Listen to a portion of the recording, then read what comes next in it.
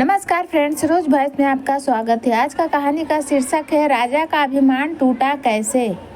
एक राजा था, उसको अपने पर बड़ा अभिमान था। उसको लगता था कि वो सब जानता है, उसमें बहुत ज्ञान है।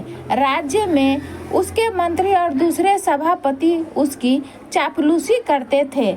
राजा ने कई ज्ञानियों से ज्ञान ले लिया था। अब उसे लगने लगा कि इस पृथ्वी पर ऐसा कुछ भी नहीं है जो वो नहीं जानता है।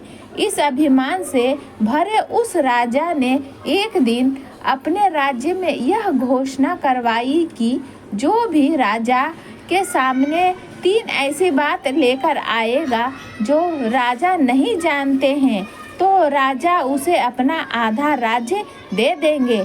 लेकिन ध्यान रहे, अगर वो राजा के सामने आकर ऐसा करने में असमर्थ होता है तो राजा उसे दंड स्वरूप मृत्यु दंड देंगे। राजा की ऐसी घोषणा के बाद कई लोगों सोचा जरूरी, लेकिन वो राजा के सामने नहीं जा पाए क्योंकि उन्हें भय था कि राजा को सब पता है। इसलिए वो वहां जाकर अपनी जान गंवाना नहीं चाहते थे। कई दिनों बाद एक बुद्धिमान और चतुर युवक को राजा के इस संदेश का पता चला। युवक का नाम मोहन था। वो नगर के बाहर रहता था। वो राजा की सभा में पहुंचा।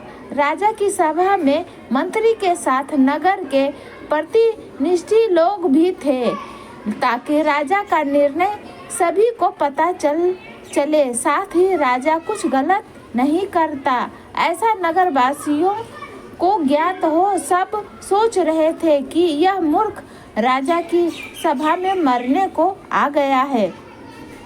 राजा भी उसे देखकर खुश हुआ।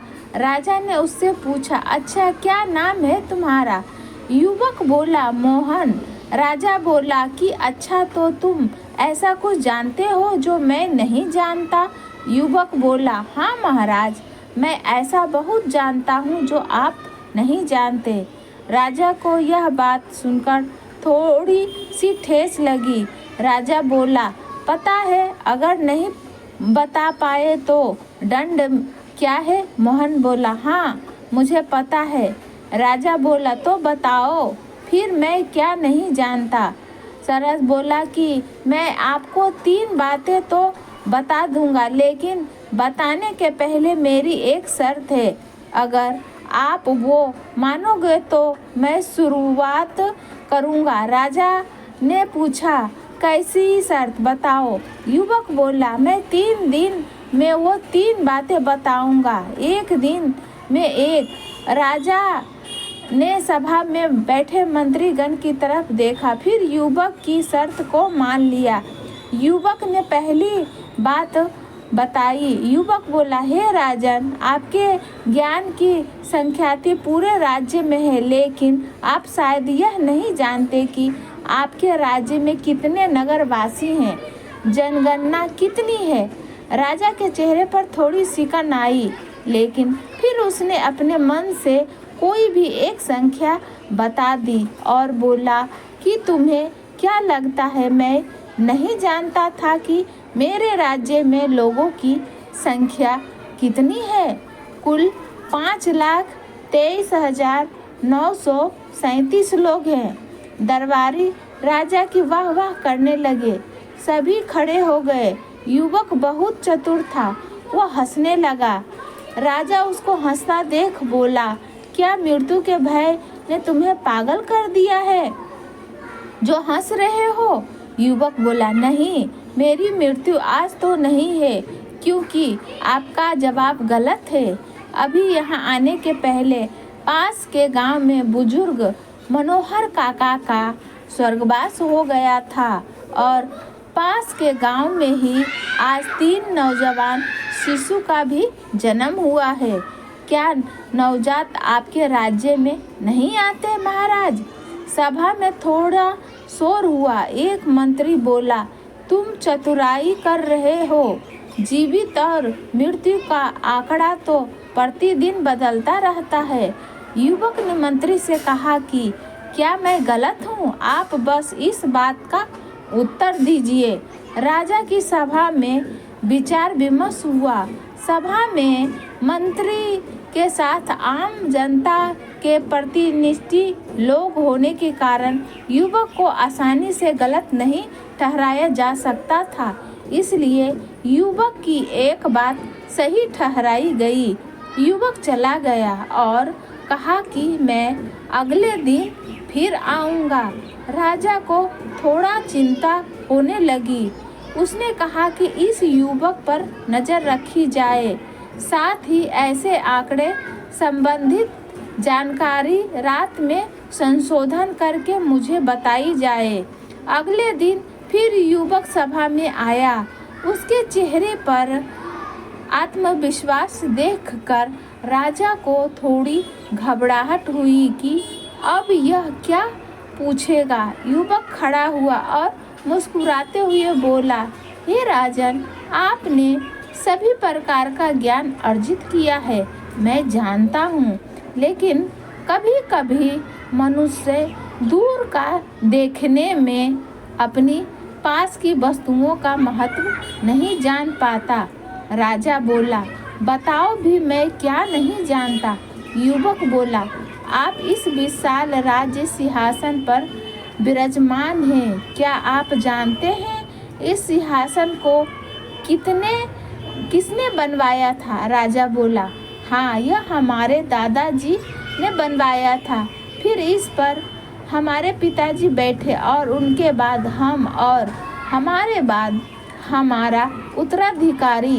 यह तो हमें पता है। सभी सभा में बैठे मंत्री सभी प्रसन्न हो गए। युवक बोला, मुझे पता है, यह आपको पता है, लेकिन मैं आपको जो बताना चाहता हूँ वो आपको नहीं पता। इस सिंहासन में के 4 पैर न होकर 5 पैर क्यों है?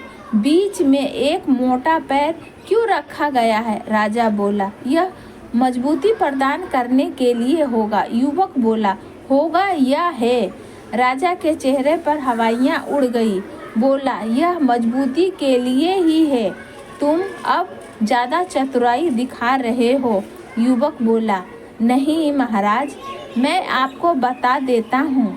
आपके दादा पुरुषकरनाथ महाराज ने करीब 50 सालों तक इस राज्य पर राज किया। उनके 50 साल पर यह सिंहासन उन्हें उस समय पुरस्कार स्वरूप मिला था। यह 5 पैर उनके मजबूत 50 साल के लिए थे। हर एक पैर 10 साल के लिए था। राजा अपने सभापतियों की तरफ गुस्से से देखता है कि उन्होंने यह बात उसे क्यों नहीं बताई। राजा उस युवक को बोलता है, तुम्हारे पास इसका क्या प्रमाण है? तुम अभी तो युवक हो, इतनी पुरानी बात तुम्हें कैसे पता है? वो युवक बोला, इस प्रश्न का उत्तर आपको मेरी तीसरी बात में पता चल जाएगा, जो आप नहीं जानते हैं। अभी मैं चलता हूँ। राजा अपने मंत्रियों से बोलता है, आज रात्रि में मुझे इस युवक की पूरी जानकारी चाहिए। कल किसी भी कीमत पर यह ऐसा कुछ नहीं बताएगा जो मुझे ज्ञात नहीं हो। मैं अपना आधा राज्य नहीं खो सकता। अगले दिन वो युवक फिर राज्यसभा में आता है।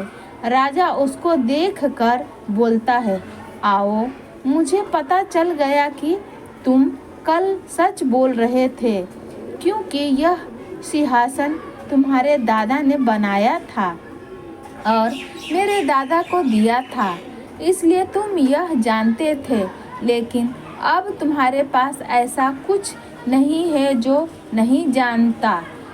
तुम्हें अब दंड मिलना तय है, क्योंकि हम राजा अपने कहे वचन को नहीं टाल सकते, इसलिए तुम्हें दंड तो मिलकर ही रहेगा। युवक मुस्कुराते हुए बोला कि आपके मुंह से यह बात अच्छी नहीं लगती महाराज, क्योंकि आप उसी परिवार से हैं जो अपने वचन से मुकर जाते हैं। राज्यसभा में शोर मच गया। राजा गुस्से से चिल्लाकर बोला, तुम्हारी इतनी हिम्मत, तुम हमारे परिवार के लिए ऐसा शब्द का प्रयोग कर रहे हो? कौन सी बात से मुकरा हमारा परिवार? युवक बोला, अच्छा आपको नहीं पता? मुझे लगा कि आपने सब पता लगा लिया है, तो शायद वो भी पता लगा लिया होगा। राजा बोला, क्या? युवक बोला, जब मेरे दादाजी यह पुरस्कार आपके दादा को दिया था, तब उन्होंने प्रसन्न होकर उन्हें 200 एकड़ जमीन और 500 सोने की मुद्रा भेंट देने की घोषणा की थी। लेकिन उसके कुछ दिन बाद ही आपके दादाजी का स्वर्गवास हो गया था। तब मेरे दादाजी ने कहा था कि जो भी महाराज होगा वो हमारी भेंट आज नहीं तो कल हम तक ले आइएगा। तब से हम अभी तक प्रतीक्षा कर रहे हैं। प्रतीक्षा में पहले मेरे दादाजी गए, फिर मेरे पिता। आपने यह घोषणा करवाई तो मुझे लगा कि यह सही अवसर है आपको यह भी बताने का। ऐसे तो आपको सब ज्ञात है, अब आपको अगर यह नहीं पता था तो मुझे आधा राज्य दीजिए, और अगर आप पता था तो पहले आप अपने दादाजी की बात रखेंगे या अपनी यह निर्णय मैं आप पर छोड़ता हूँ। आप जो भी लेंगे मुझे स्वीकार है। राजा को भरी सभा में यह सब सुनना पड़ा। राजा को अपने पूर्वजों का भी सम्मान करना था, नहीं तो उसकी छवि खराब हो जाती। साथ ही अगर वो कहता कि उसे नहीं पता था तो उसे आधा राज्य देना पड़ता। राजा अपने ही जाल में फंस गया था। उस युवक के चेहरे पर मुस्कान थी। उसे पता था कि अब उसे मृत्यु दंड तो नहीं मिलेगा। राजा ने कहा कि यह भी मुझे पता है, लेकिन पता होने के बाद भी मैं इस युवक को दंड नहीं दे रहा, क्योंकि पहले मैं अपने दादाजी का दिया वचन पूरा करूंगा। इसलिए आज तुम्हें दंड नहीं बल्कि मेरे दादाजी का दिया हुआ पुरस्कार मिलेगा। सभा में तालियां और राजा की जय जयकार हुई, लेकिन राजा उस युवक की तरफ ही देखता रहा और खुद को इस तरह का प्रयोजन करने के लिए कोसता रहा। तो फ्रेंड्स, ऐसी कहानी सुनने के लिए चैनल से बने रहे। इस वीडियो को लाइक करें, शेयर करें। अगर आप इस चैनल पर नए हैं तो चैनल को सब्सक्राइब करें। नमस्कार।